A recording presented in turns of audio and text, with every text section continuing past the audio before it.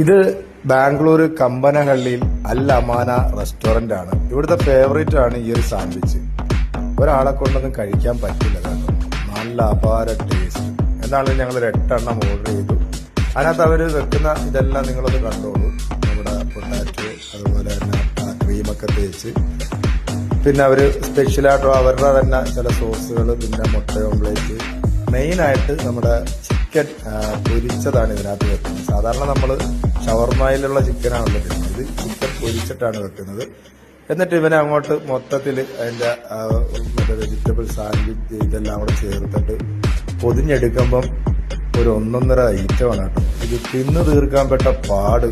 അപ്പം ആരും മറക്കണ്ട, ബാംഗ്ലൂർ പോകുന്നവരുണ്ടെങ്കിൽ കമ്പനഹള്ളിയിലെ അൽ അമാന റെസ്റ്റോറന്റിൽ പോയി കഴിഞ്ഞാൽ 140 രൂപ കൊടുത്തു കഴിഞ്ഞാൽ ഇങ്ങനത്തെ ഒരു സാധനം കിട്ടും. ഒരു രക്ഷയില്ല, അടിപൊളിയായിരുന്നു.